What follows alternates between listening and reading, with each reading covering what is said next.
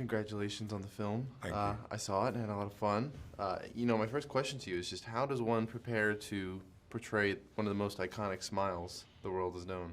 I didn't really prepare for that. The first thing I did is I got guitar. Yeah. I got guitar and I started learning some chords and listening to Bob. And then, it was And then from there you got it.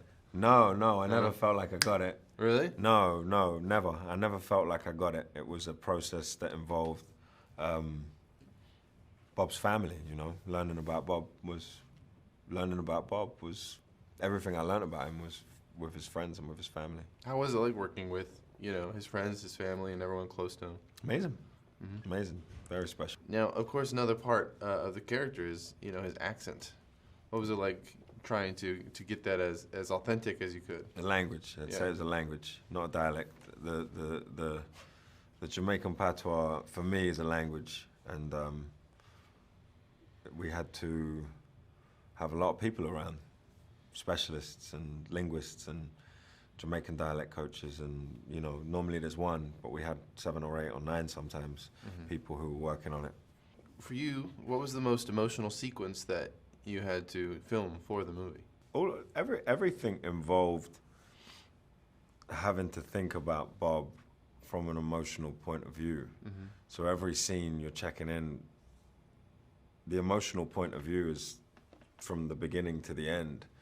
So every scene there's some emotion, It's sometimes the simplest moments are the most tricky to find. So that, for example, there's a scene at the end with Michael Ward, and I couldn't find it. I didn't know how.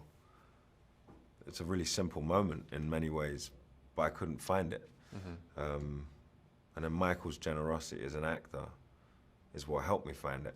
He came in and did something that changed the way that I reacted to him, and then we found the moment.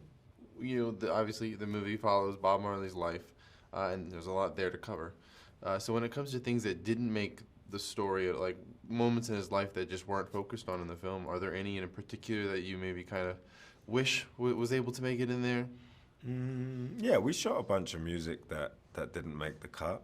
There was a performance of Lively Up Yourself that we spent a lot of time working on that didn't make the cut, but that's just filmmaking, You often shoot 4 hours and, they got to get it down to 2, so you're always going to lose, you're going to lose stuff. It's just sort of part of it. You get used to it. Now, it's probably pretty easy for you to maybe pick one of your favorite Bob Marley songs, and it's probably a question you get asked a lot, but I want to ask, what is one of his songs that you think is the most underappreciated? So maybe not necessarily your favorite, but which do you think just doesn't get enough attention? Well, there's some songs that Bob never released. Jailbreaker, Jump Them, and that's some of my favorite songs. Yeah. Yeah, his unreleased stuff, and there's a lot of recordings that I got where I listened to Bob sort of composing songs and singing in his room that I don't think many people will have heard, and I fell in love with those songs. You previously were in big movies like Barbie, and you had a show Secret Invasion. Very different than something like Bob Marley.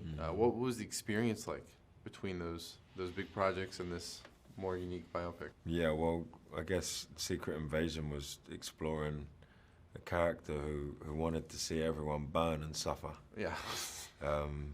Ken, I feel, didn't really have a brain where he had any thoughts of his own. His only purpose in life was to live for Ken Ryan. And there was something quite simple about that, and it was very much about slapstick and physical comedy and copying Ryan. Bob's a musical artist, and he is one of the most loved people on the planet, and I'm not a musician. So they were all very different.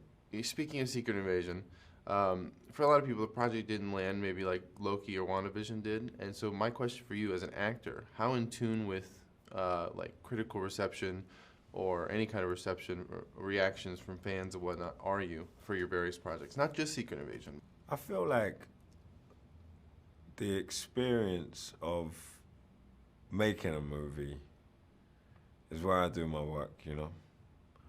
And once we wrap, it's done. Over to you guys and over to them. You know, my job is to come in and find a psychological point of view on the character and try and figure out a journey through the story. And then after that, it's really, you take your highs the same way you take your lows, you know. It's, you know.